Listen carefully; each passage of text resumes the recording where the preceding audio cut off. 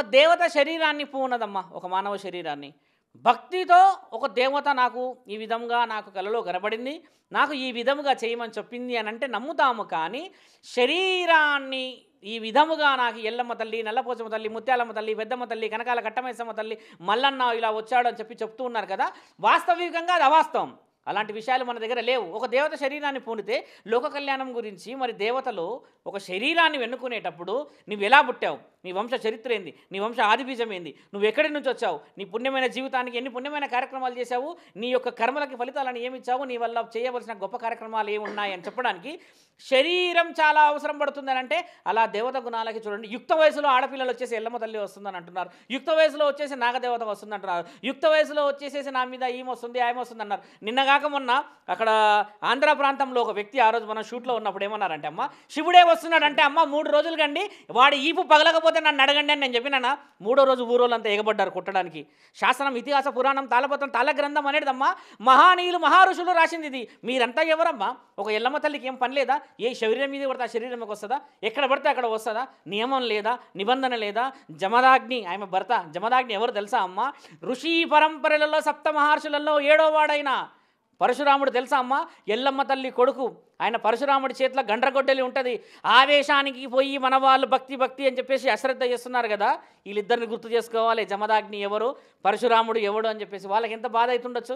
ఒక తల్లిని మనం అవహేళన చేస్తున్నాం కదమ్మా. ఇప్పుడు తెలంగాణలో చూసుకున్నా, ఆంధ్రాలో చూసుకున్నా, ఏ రాష్ట్రంలో చూసుకున్నా మాకు వీళ్ళు వస్తారు, మాకు వాళ్ళు వస్తారు అని చెప్తే ఎందుకు వస్తారు అసలు? నీకు మీద శరీరం మీద నువ్వు ఏం ఘనకార్యాలు చేసావని నీ మీదకి వస్తారు. నువ్వు ఏ చరిత్రలో ఏ శాసన పురాణాల గురించి నీకు తెలుసని వస్తారు. ఒక సాధువులకు రారు, ఒక అఘోరాలకు రారు, ఒక పురోహితులకు రారు, ఒక వేద పండితాలు చదివినవాడు 18 పురాణాలు చెప్పగలిగిన అనర్గళమైన భక్తులకు రారమ్మా దేవుళ్ళు. నీ జన్మ అవసరం లేదా? నువ్వు 10th క్లాస్ ఫెయిల్ అవుతావో, ఇంటర్ ఫెయిల్ అవుతావో, నీది ఏది ఉంటుందో తెలియదు. కానీ ఒక దేవత శరీరం మీదకి వచ్చేస్తుందా? అక్కడ వేదాలు పండితులు చదువుకొని అక్కడ మొత్తుకుంటున్నారమ్మా. 24 గంటలు అనర్గళంగా మంత్రాలు చదవగలరు వాళ్ళు. అలాంటి వాళ్ళ మీదకి దేవుడు ఎందుకు వస్తలేడు తల్లి? అలాంటి వాళ్ళ మీకు రాకూడదా దేవుడు?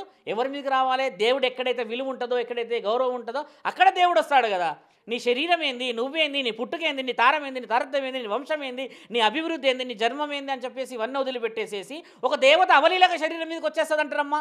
అలా వచ్చినప్పుడు శాస్త్రంలో ఏముండేనంటమ్మా, పూర్వము ఒక దేవత శరీరం మీదకి వస్తే ఒకటి వేడివేడి సలాకు ఇట్లా నిప్పుల్లో పెట్టేసి అరికాళ్ళకు పెట్టేవాళ్ళంట. అలా పెట్టినప్పుడు అది పెట్టినప్పుడు ఆమె కూడా ఆశీర్వాదం ఇచ్చి బలంగా, ధర్మంగా, శాంతియుతంగా కూర్చుంటే ఓహో అమ్మవారు పూనారా అని అనుకునేవాళ్ళు. ఇప్పుడు అలాంటిది మొదలు పెట్టాలి.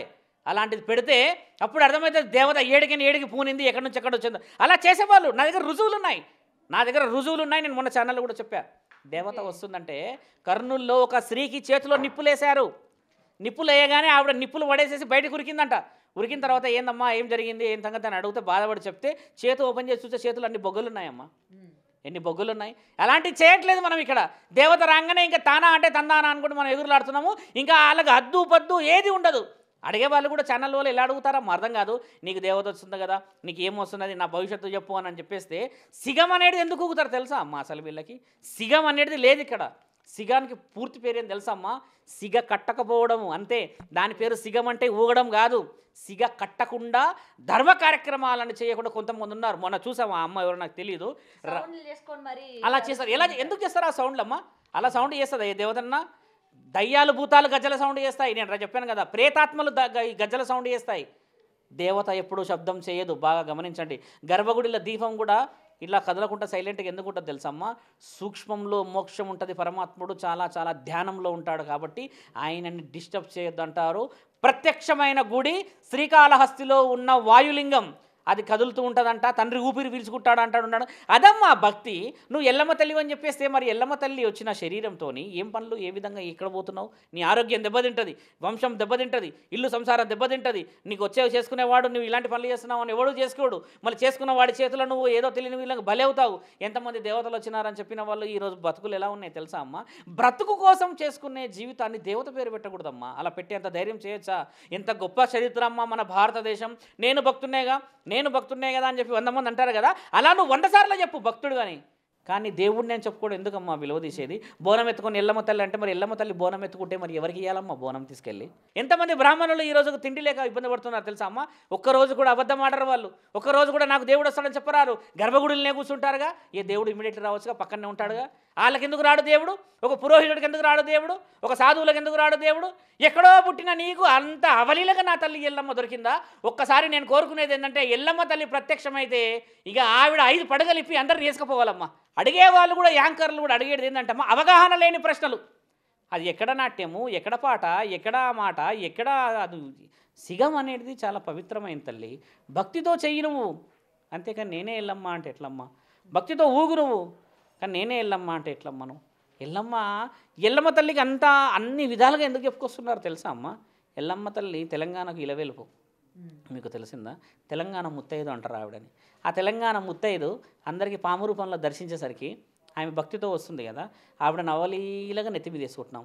ఎంతమందికి ఇది ఆ ఇంటి కులదైవం ఇలవెలుపులని తెలుసు? కులదైవం ఇలవెలుపుల వరకు తెలియదమ్మా. ఈడ ఆ అత్తలకే తెలియదు, నిన్ను కన్నా నీ తల్లికే తెలియదు నీ కులదైవం ఎవరో, నీ ఇలవెలుపులు ఎవరో. అంత సులభంగా ఎల్లమ్మ తల్లి వచ్చేస్తుందా? ఎల్లమ్మ తల్లికి ఏం పని లేదా? ఈసారి ఎల్లమ్మ తల్లి వచ్చేటప్పుడు పక్కనే జమదాగ్ని కూడా వచ్చేవాడు ఉంటే బహు ఉత్తమంగా ఉంటుందమ్మా ఆ సమావేశము.